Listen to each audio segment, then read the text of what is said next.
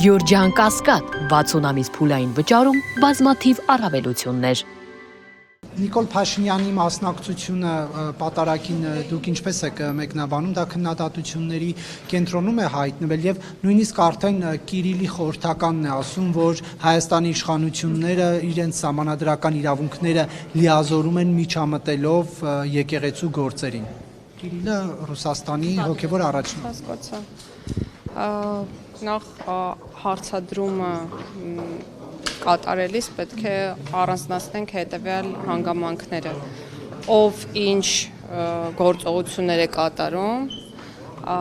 ով է գործողություններ կատարում որևէ լիազորության շրջանակներում կամ գործում է որպես քաղաքացի։ Իրականում եկեղեցու գործերին որևէ մեկը չի միջամտում եւ երկրորդ կողմը մեդալի այն է, որ եկեղեցին ունենալով մեծ դեր մեր քաղաքացիների կյանքում իրականում տալիս է հնարավորություն քաղաքացիներին ոչ թե միջամտելու, այլ որոշելու, թե ինչ կերպ վարվեն կոնկրետ իրավիճակում։ Ես ինչպես կարող եմ մեկնաբանել այն ինչ տեղի է ունենում։ Մեկնաբանեցի այնպես ինչպես կարող եմ։ Կիրիլի խորհրդականի այս հայտարարությունը դուք միջամտություն համարում եք Հայաստանի ներքին գործերին։ Ես չեմ կարող մեկնաբանել արտասահմանյան գործիչների արարքները։ Դուք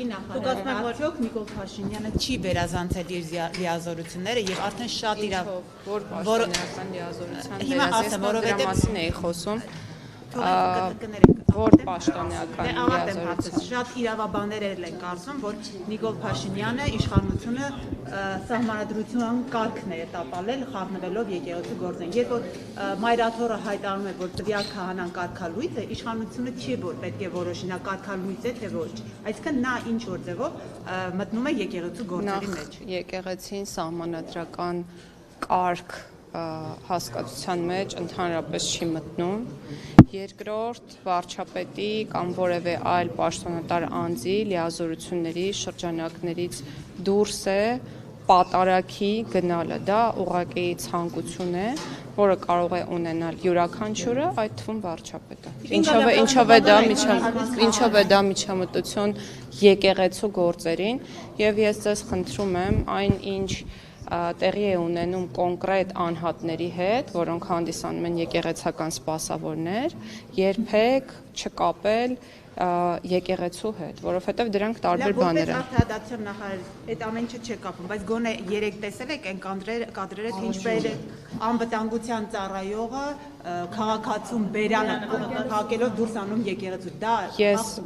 կադրեր չեմ տեսել, բայց եթե բռնարարքի մասին է խոսքը, իհարկե դա քննադատելի երևույթ է, ոչ միայն քննադատելի, այլ նաև օրենքով պատժվող եւ եթե այդպիսի բան է տեղի ունեցել, որը կրկնում եմ, որ ես չեմ տեսել, այդ մասին թող մտածեն իրավապահ մարմինները եւ տան համապատասխան արձագանք։ Կարծում եք, որ պետք է Նիկոլ Փաշինյանի անվտանգության աշխատակցին պատժել քաղաքացու բերանը փակ եկեղեցուց դուրս հանել։ Կարծում եմ, որ ցանկացած աշխատակից պետք է գործի իր լիազորությունների շրջանակներում, բայց ես եւ մենք այստեղ այս պահին գնահատականներ չենք կարող տալ, թե արդյոք որևէ անձ, այդ թվում որևէ լիազորություններ կրող պաշտոնատար անձ գործել է իրավաչափ, թե ոչ։ Այդ հարցի պատասխանը կարող են տալ միայն իրավապահ մարմինները։ Եվ տիկին նախարար, մեկ այլ երևույթի մասին, շաբաթ օրն էլ հրապարակվեց մի տեսանյութ, որը վերագրվում է Մայրաթորի դիվանապետին, խիստ անձնական բնույթի մի տեսանյութ։ Ինչպես է ստացվում, որ Հայաստանի Հանրապետությունում, որը ներկայացնում է իրավական պետություն, ժողովրդավար պետություն, եւ նման տեսանյութեր են պատրաստվում եւ հրապարակում, իդեպ այդ տեսանյութերը ոչ բոլորին է հասանելի, այսինքն ոչ բոլորը կարող են անել հատուկ ծառայությունները, մեծ լծակներ ունեցողները, ինչու պետությունը չի պաշտպանում իր քաղաքացիներին։ Ես չեմ կարող ասել եւ չգիտեմ ով կարող է դա անել եւ կամ չի կարող անել, ես կարող եմ ասել մեկ բան, որ երևույթը ուղղակի անընդունելի է, անձնական կյանքին ցանկացած միջամտություն, հատկապես եթե դա զուգորդվում է որոշակի տեղեկությունների հրապարակմամբ, անընդունելի է եւ ոչ միայն անընդունելի, այլ նաեւ քրեորեն հետապնդելի է։ Հիմա գործ կա դրանից։ Ես տեղյակ չեմ քրեական գործ։ Ենթադրում եմ, որ վաղ թե ուշ քրեական գործ պետք է լինի, եթե իրապես խոսքը անձնական կամ ընտանեկան գաղտնի կազմող տեղեկությունների հրապարակման մասին է, եւ եթե տեսանյութը fake չէ, ապա ես կարծում եմ, որ անձինք պետք է պարտադիր հաղորդում ներկայացնեն եւ պարտադիր պետք է քրեական գործ քննվի։ Տիկին նախարարմիրով լսումներ են վերջի շրջանում, արդյոք չի մտահոգում ձեր դեպքաստը եւ չեք զբաղվում դրանով, համատարած գաղտնալսումներով։ Ես ինչով պետք է զբաղվեմ գաղտնալսումներով, խնդրում եմ էլի եթե կարելի մի քիչ ներքև։ Ինչով պետք է զբաղվեմ ես գաղտնալսումներով։ Գաղտնալսումները իրականացվում են կոնկրետ մարմինների կողմից, կոնկրետ նպատակներին համահունչ, իսկ այդ նպատակները կապվում են միայն հանցագործությունների կանխման կամ բացահայտման հետ։ Այլ պատասխան տալ չեմ կարող եւ չկա այլ բնության մեջ այլ պատասխան եւ պետք է նշեմ մեկ բան եւս, որ որպես օպերատիվ միջամտություն կամ օպերատիվ հետախուզական գործունեության տեսակ կամ միջոցառում ձեր կողմից նշված գաղտնալսումը իրականացվում է կամ կարող է իրականացվել, եթե դա մասնագիտացված մարմնի կողմից է իրականացվում, միայն դատարանի որոշման հիման վրա եւ դա է քաղաքացիների պաշտպանության երաշխիքը, այսինքն արկա է կոնկրետ վերահսկողություն նմանատիպ օպերատիվ հետախուզական միջոցառումներ իրականացնելու նկատմամբ։ Չէ, երաշխիքը դատական վերահսկողությունն է։ Լսումներն ու մենք չգիտենք այս բանը բոլորից լսում են թե չէ։ Այդ շեմը ինչպես է, բայց դա նոր իշխանությունը իրավունք չունի եւ չի կարող թույլ տալ կամ չտալ հատել որևէ շեմ, եթե խոսքը օպերատիվ հետախուզական միջոցառումների մասին է, բայց ես կարծում եմ, որ անձնական տվյալների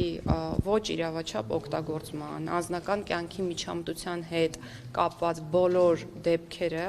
պետք է արժանանան համապատասխան արձագանքի